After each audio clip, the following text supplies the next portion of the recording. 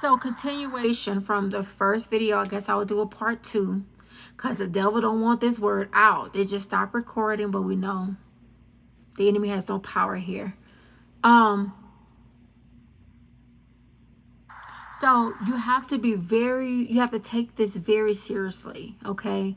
We are continuing in our throne series, and this will be a small video that will accomplish the finishing of the one previous, okay? So yes, this experience is something that you have to be ordained for, anointed for, and you have to take it very seriously. You have to understand the level of the assignment shows or reveals, accommodates the level of spiritual warfare or opposition. So as I was saying, the enemy will use anybody. Don't take this lightly. If there's anyone close to you, the enemy will use that person. And when you are a true Queen Esther, you have a very empathic personality, okay? And you're very trusting. And many of you have already gone through levels of betrayal that you've never even imagined, that someone you love will betray you in this way. But this is all part of the process. And this is why I say that don't listen to everyone who vaguely just talk from a religious perspective and have not really actually gone through the process of becoming a Queen Esther. So they're just talking based on not experience. They're just speaking on it from a religious, rigid, limited perspective because they have not lived it. But if you are drawn to the Throne series and Rebirth Ministry, then you are one. And I want to encourage you here that you will make it. You will make it through it. But you have to get the right knowledge, wisdom, and understanding of what you are experiencing. Because there are many people that are religious. It could be a pastor. It could be anybody. Okay? They could be in the church. They could be out of the church. If they don't have the wisdom that you need to help navigate you through this process, you can perish in the wilderness experience. And I remember vividly, the Lord just kept calling out to me, and just, I could see him in tears about how his children are dying in the wilderness. And the wilderness will kill you.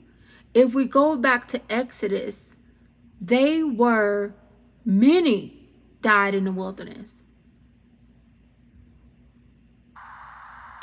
But that is not God's plan, or that's not his will. But if you don't take the calling seriously and get the right spiritual guidance and foundation so that you can fulfill your destiny, then you can perish in the wilderness experience, because the warfare is something that is not of this world. Okay? And I have done deliverance one-on-one, a few videos there based on what God led me to release that. And that was just a snippet of just some of the experiences, okay, as a result of coming out of the wilderness and the spiritual warfare. And the children of Israel, when they were being delivered out of Egypt, that was warfare. That is symbolic of our new covenant experience. And many of you go through it in a twofold perspective. You're dealing with it physically and spiritually, okay? Because you have things that's opposing you. You're wrestling against principalities, spiritual wickedness, rulers of darkness of this world, family wickedness, the spiritual wickedness in families. When God awakens you to that, you're not going to ever see your family the same. And if you have a true Queen Esther calling, okay, you're going to go through this. Some of you are orphans, as Esther was. Some of you have very toxic families, okay?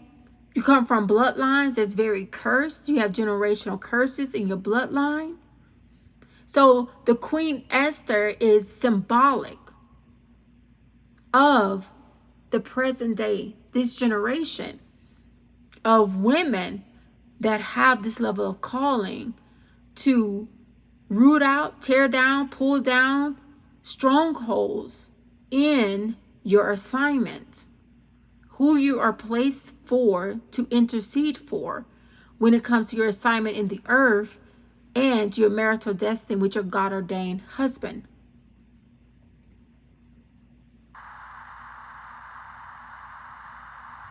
So I just want you to understand that